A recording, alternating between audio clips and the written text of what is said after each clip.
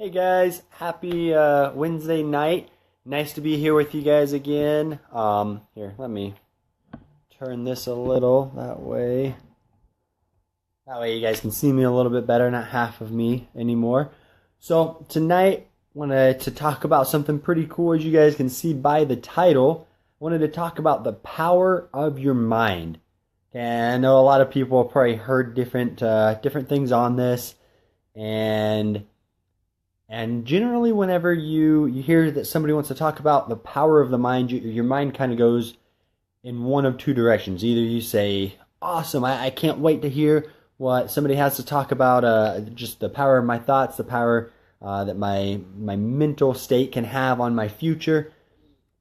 Or you go the other way and you're like, oh my gosh, not again. This guy's crazy. They think about, they can just think stuff and that it happens. And I totally understand where people are coming from, because I've been in both areas. I've been on both sides of that, saying, I've heard it a lot of times. I'm like, again, with the mind stuff, like, just tell me something that is going to give me a skill. Tell me something that's going to help me succeed in life. I'm tired of hearing this mind stuff. But now, with a little bit more perspective, with a little bit more understanding of success, and with more, I don't know quite the word that I'm looking for, more involvement, more association, I guess would be the best word, more association with people who have success, and a lot of it as well. I've realized the importance of the power of our minds. And it's huge. I don't know if anybody's ever seen things such as The Secret. If you've ever read the book The Secret as well. You have Think and Grow Rich, The Power of Positive Thinking, The Power of Thinking Big. I forget the authors of all these books as well. I'm sorry, guys. There's Your Wish is Your Command. There's so many books. Ray Higdon actually has a newer book called, I think it's Vibrational Money. I've got it, and that's the bad thing, is I've started reading it too, and I can't even remember the name. I just remember principles that are in each of these books. There's so many books out there, though, that are just totally about the necessity of your mind and the power of it in leading you to success. Now, if any of you have ever seen The Secret, if you ever heard anything of it, or any of those books, Think and Grow Rich, you've heard people that understand the correct way and understand the wrong way of utilizing your mind. And so just off the bat, I kind of want to dispel any myths, any negative thoughts that could be going into this for somebody. I am not talking about sitting down thinking, what, I really want a Ferrari, and I want to drive a Ferrari, I want to own a Ferrari, and then all of a sudden you open your eyes and somebody's pulling into your driveway with a Ferrari, walking up to your front door to knock and give you the keys. It doesn't happen that way. You can't just think and then all of a sudden it's right there. That's not the way. The law of attraction, power of your mind, however you want to say it. There's so many different phrases that really encompass this one huge principle. But it's not as simple as just, I thought it, so poof, there it is. I can sit here right now, guys. I'm thinking, I want $1 million right here in my hands. It's not just gonna into my hands. It doesn't work like that. And so I don't want you guys going into this thinking that's where I'm coming from. That's not what I'm trying to tell you. But what I want to do is give you another foundational piece towards building your success, towards achieving your goals. And that's the main goal with this video today. And so jumping right into things, I really want to start out by asking you, where is your mind? And think about that for a moment and really focus on where is your mind. When something happens, is your first thought a positive thought? Is it a negative thought? Here's a couple of different questions that you can think about on on a couple of different scales, depending on what success you want to have. If you're in the money realm of things, if you're in sales, any type of business, maybe you're an owner of a business, or you're just a manager trying to drive things. What's your concept of money? Somebody walks in and they say, "Hey, I just spent $200,000 on a brand new Ferrari." What are your first thoughts? Do you think, "Wow, that's so cool. Like, I'm so glad you're able to get that," or do you say, that was a waste of money. I would never drive a Ferrari. That is a stupid idea." Okay? Or if somebody walks in and they say, "Yeah, you've got a friend, maybe they make $1 million a year." They walk in and they say, "Yeah, last night I actually took my private jet. It cost me about $4,000 an hour to fly my jet. Took it out to New York, landed, had dinner with an old friend, and then I flew back, all in a night." And that dinner, that was, well, the steak that I got, a couple $100. I also had some alcohol with it. That was, we opened up this really old bottle of wine, and that was, like $1,000. But all in all, it was only like a $50,000 night. Nothing too big. What are your thoughts there? Are you thinking, "Oh my gosh, all that money wasted. Think about what you could have done with that money." Or are you thinking, "Wow, like, that's so amazing that you have the power and the ability to do that"? Now, if you're looking towards the success of being a successful spouse or a family member, and somebody talks about their great accomplishments with their family, "Oh my gosh, my kid just hit straight A's for their entire high school career." Are you thinking, "That's awesome, I'm so glad that you're able to help your kid achieve that"? Or are you thinking, "Wow, stop bragging about your nerd of a kid. That's really just annoying"? When somebody says, "Oh yeah, I went out, my wife and I, we went out, we had dinner, it was awesome. We went and we saw a movie. We walked around the flower garden downtown, and we just held hands. We even got ice cream, and we shared an ice cream cone." Are you thinking, "Wow, like, that's just really annoying. I don't want to hear about all that"? Are you thinking, "That's awesome that somebody has such a great relationship that they're able to have those types of things"? And guys, I could go on. I could use examples for really any type of success that somebody wants to hit. But where are your thoughts? Are you thinking, "Congratulations," or are you thinking, "Wow, I don't want to hear about that"? Are you allowing it to affect you negatively? Because that's a big sign on where your mindset is, on where your focus is. You're either focusing on always growing. If you saw my video last night, your past, you're either learning from it or you're running from it. And the same thing applies to anything that anybody brings to you in your life. You're either, focusing on how you can grow and become more because of that, or you're trying to run away from it and saying, I don't want to, no, get that away from me. Okay? And I want you to think about that. Where is your mind? And it's not bad and it's not good to be in, or I should say it's not bad to be in the spot where you are negative towards things. It's not bad to be there if you realize it and you say you want to change it. Now, if you let it hold you there, if you let life hold you down and say, "Nope, you're not getting free, you're not going to the other side," that's bad. You can't, you have to fight it. You have to take a stand and say, "No, if I'm here and this is hurting me, I'm moving to the better side."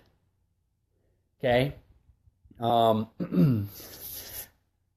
A great mentor that I look up to, he's actually got a great quote. He says, your results are a reflection of your past thoughts. Okay? Now think about that. Wherever you are in life, it's because of the way your thinking was beforehand. So if you're not where you want to be, that means you need to change your thinking. You need to take whatever thoughts that are holding you back, whatever thoughts are holding you down, and you need to change those so that you can grow and move on from that spot in your life. I don't know if any of you guys have ever seen the movie Limitless.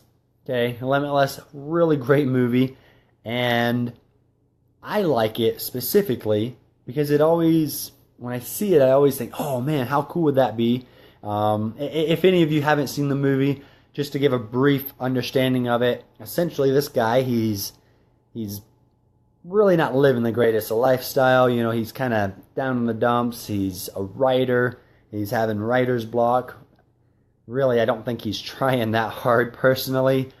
He's really fallen behind in a lot of things. I'm pretty sure he had messed up a past relationship with either a girlfriend or a wife.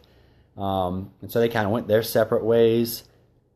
A lot of negative things started happening in his life. Well, all of a sudden he gets a call from an old friend or family member, and they are selling this drug, this pill, a little clear pill, and he's like, I guess I'll take it, and he takes it, and it opens his mind. It blows him away with what he is able to see and understand and do, because he realizes how close-minded he'd been, not in a close-minded like he was, being mean to everybody, but close-minded as in he wasn't open to the possibilities. He wasn't utilizing the potential that his mind has on his future.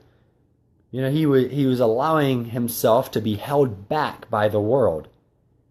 And every time I see that, I'm like, man, like how cool would that have been to have that pill, just be able to pop that pill, and all of a sudden I'm super Jonathan, and I can solve any problem, I can see any pattern, I can help anybody. Nothing would be out of my reach, okay? And honestly, when you think about it, we have the potential for that. Our minds, right now, we don't utilize them to the capabilities that we can. If you are not having the success that you feel that you should be having, that means you haven't utilized your mind as far as it can go. We all have extra gears. We all have extra length in our stride that we can take. There is so much more that we can become than where we are now. And the first step to unlocking that is the power of our mind. We have to start thinking those positive thoughts. We have to start, focusing on what we have. Your mind is an endless fountain of possibilities. It's insane what we can accomplish when we put our mind to it. I actually heard a story recently. I think it was Les Brown talking about it, actually. He said there's a story. There's these two young boys. They were out on the ice. They were playing, skating around, and they were just having a great time. And it was an older boy and a younger boy. Well, the younger boy, playing around, I guess he had got to some thin ice. And the ice breaks under him, and he falls in. And he's trying to get up. He's jumping, or not really jumping, splashing, trying to get out of the water. Well, the undercurrent, wherever they were ice skating, the undercurrent grabs him, takes him underneath the ice. And the boy's, he's trying to get up, trying to hit the top of the ice and everything. And the older boy, he's sitting up on top. He's like, oh my gosh, I got to help this kid. And he's running around trying to see, pounding at the ice. He can't seem to get it to break. And he looks over and he sees a tree in the near distance. And he runs to that tree. He breaks off a branch from it, runs back over to where the boy's at underneath the ice. And he starts taking that tree and he's scratching at it. He scratches a circle. And he starts just pounding away at that ice. And as he pounds away at it, it starts to crumble. And he starts to be able to break more and more out until finally he can pull his friend out. And he gets his friend out. The paramedics show up pretty soon after that. And they're sitting there, and they, for the life of them, can't understand how that was possible. They can't see how this boy was able to break the ice. They're looking at the branch; it's too thin. They're knocking on the ice, and it's not just like breaking away when they're hitting on it. It's got a good thud to it. And there's a couple of them over on the side talking, how in the world did this boy break the ice and save his friend? And an old man nearby, he overhears him and he walks over and he says, it's because nobody was there to tell him that he couldn't. And that's the way that our minds work. So many times throughout life, we've been told, you can't do that. You can't accomplish that. You're not good enough. If I can't do it, you can't do it. You know, I had a time I was actually, for a long while, I wanted to play college football, and that was my dream. And if I wouldn't have felt pulled in a different direction, no matter. Oh, I'm back. Sorry about that, guys. It says. One second, guys. I got a couple things up on my computer. Let me see if I can exit out of them and see if that helps this connection here. Alright, everything seems to be going good now, guys. So back to where I was, the football story. So I wanted to play football no matter what. I was told so many times throughout high school. And I was, just to give you guys a background, you can see now I'm not the biggest guy. At one point, you know, when I was getting ready for football, I was more in the 190, trying to get up there closer to 200 range. And I was still kind of a small kid, but when I was in high school, when I first started playing football, I walked on the field being about 70 pounds, 70 to 80 pounds, give or take, you know. And that was my first experience getting on the field. And so countless times, I got on the field, loved it. It was a dream come true. I don't know what it was, but I was drawn to it.